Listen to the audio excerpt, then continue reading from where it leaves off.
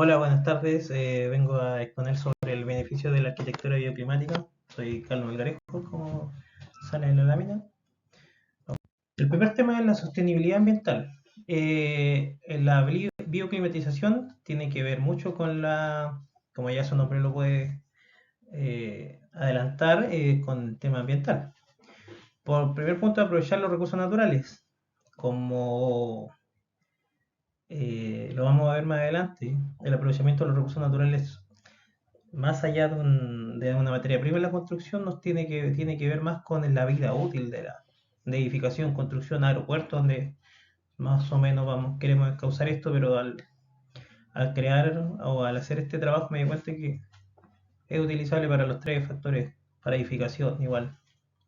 La reducción de la huella ecológica, como les mencionaba, al implementar esto dentro de la vida útil de la edificación, más que ser sustentable en su materia prima de construcción, eh, reduce notoriamente, y es el mayor enfoque, es reducir la huella ecológica. Pasamos a la siguiente.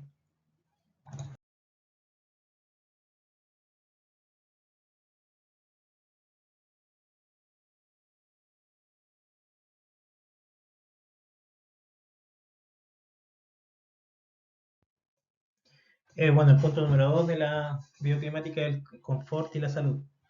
Bueno, como primer punto puse el espacio más saludable y cómodo. Esto es una realidad de que vivimos muchos de los que hemos emigrado desde el campo o regiones más rurales a las grandes ciudades. Nunca se va a sentir igual y se siente incómoda de por sí el concreto. Pero este tipo de edificación, de arquitectura, busca llevar un pedacito de eso y hacer nuestras vidas más naturales. Y al ser más naturales, más saludables, aunque sea de métodos artificiales, pero más saludables, ¿sí? Y a la vez nos vamos a sentir más cómodos. Es como obvio de explicar, pero créeme que es algo que se lleva buscando por mucho tiempo en la arquitectura. La iluminación natural y la ventilación adecuada son dos puntos fundamentales si se quiere pensar la arquitectura de una parte bioclimática.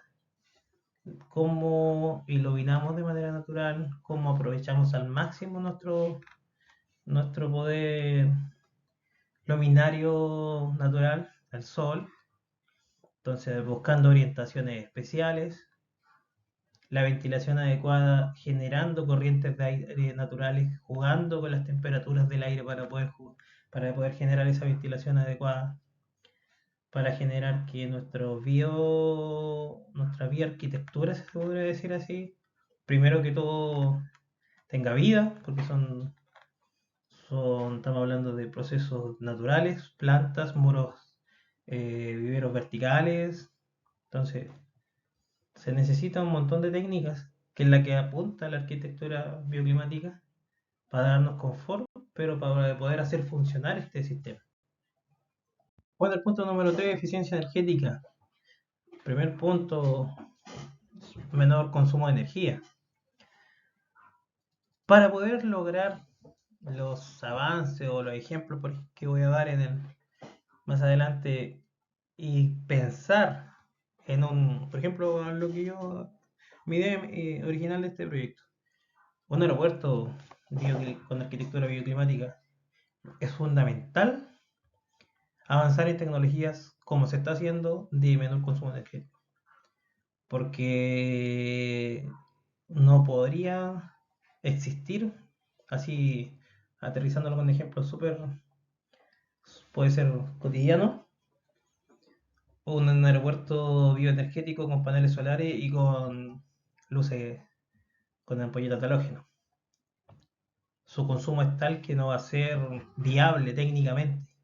Entonces, si atacamos la viabilidad técnica con tecnología de menor consumo como los LED, llevamos a que esto sea viable.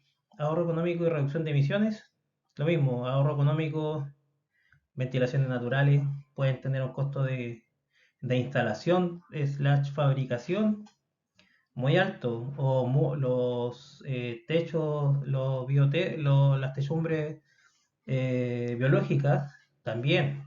Si nos ponemos a pensar en un costo de instalación muchísimo más alto, pero llevan a un largo plazo.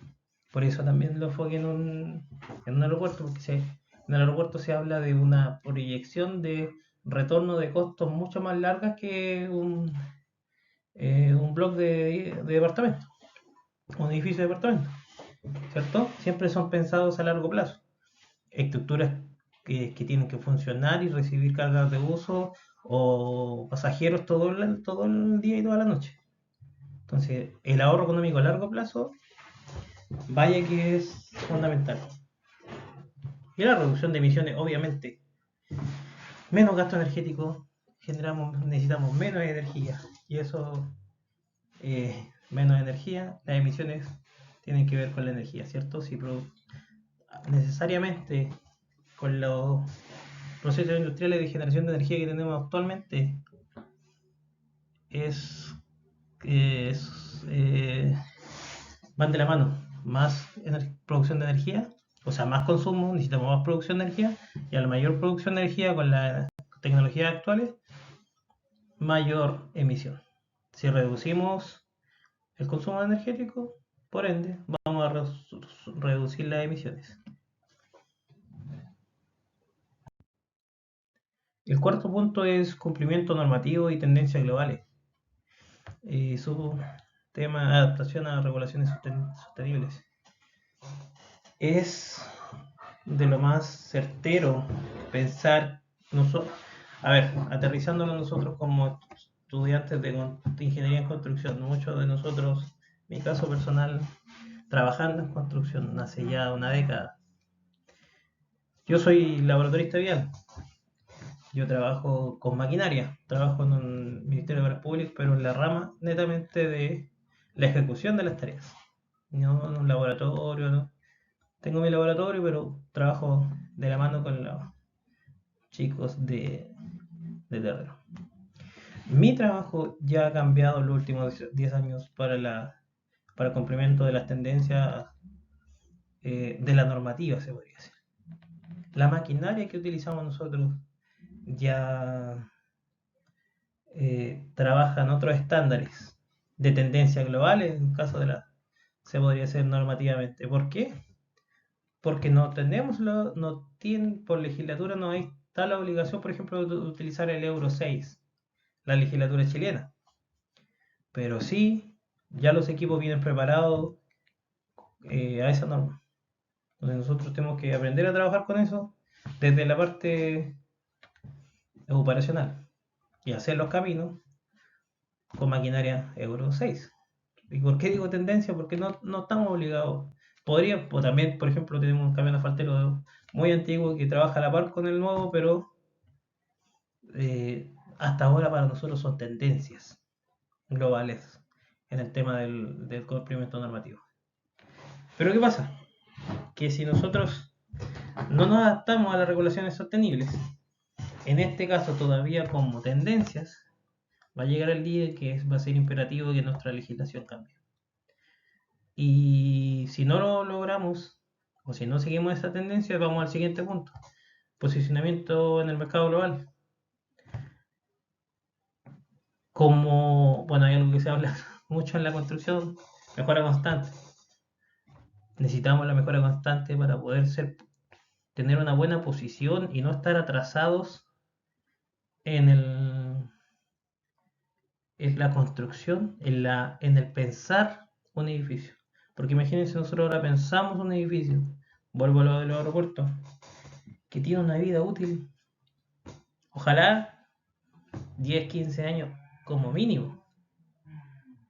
Tenemos que pensarlo no como ahora, no nuestra legislación que está más atrasada que la legislación europea. A lo mínimo, por ejemplo, deberíamos estar con los cumplimientos de las regulaciones de construcciones sostenibles de Europa de ahora, para que eso nos lleve a que tengamos más nuestros equipos que están dentro del aeropuerto, nuestros mismos edificios con arquitectura bioclimática tengan una vida longeva y no queden atrasados en lo que regulaciones internacionales se, se, se,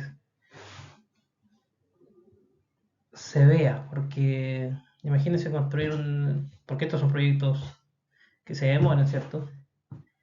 Que lo hayan proyectado hace 5 años atrás, lo estamos ejecutando ahora, un ejemplo ficticio, y después de que como lo vieron hace 5 años atrás, y hubieran tomado la legislación chilena actual de hace 5 años de climatológica, más que climatológica, disculpen, de construcciones sostenibles o sustentables, ya el tiempo de ejecución 5 años después, ¡pum!, atrasó. Ya estamos atrasados, ¿cierto? 5 años. ¿Y qué pasa cuando se empieza a ocupar cuando tenga 5 años de uso? Entonces tenemos que, todos estos proyectos tienen que mirarse, pero ojalá lo más actualizado posible. Y si hay que de repente experimentar con pruebas, mini pruebas en terrenos, hay que hacerlo. Bueno, y ejemplo de edificios sustentables que coloqué ahora, bueno, aquí lo enlisté: edificio Consorcio de Chile, el edificio World Center Volcán de Chile, y ejemplos iguales como el World Central Park y el edificio Edge.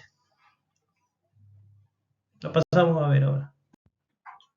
Bueno, acá tenemos al edificio Consorcio en Chile de 1993, uno de los primeros en pensar los jardines verticales como puente, como no puente, como todo lo contrario de un puente térmico, sino que una barrera térmica, así bajando la temperatura del edificio, la temperatura interna, para luchar contra las olas de calor, por sobre todas las cosas, y arquitectónicamente es espectacular y nos lleva a otra ciudad.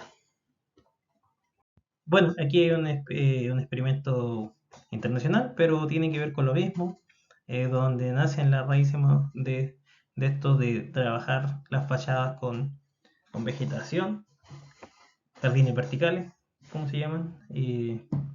Para eh, que un gran problema, que es la temperatura interna del edificio, sea con esta fachada de vidrio sobre todo, sea manejable. Y créanme que hay otras soluciones que tienen que ver con la ventilación o la climatización, pero lo que conversábamos son mucho más caras y necesitan una generación de energía. Y esta generación de energía conlleva generación de contaminación. En cambio, esto es una protección pasiva y sobre todas las cosas amigable con el medio ambiente. Bueno, ahora pasamos a las palabras mayores, porque el de Edge es un edificio de los más importantes energéticamente amigables en el mundo. Tiene un 98.3 de puntuación en BREEAM, que cataloga los edificios o los puntúa según cómo son de amigables con el medio ambiente. ¿Cómo lo hace? Por ejemplo, jardines verticales en su primera sección, espacios abiertos controlados térmicamente con ventilación pasiva, paneles solares que casi utilizan, son capaces de generar la potencia para todo el uso del edificio.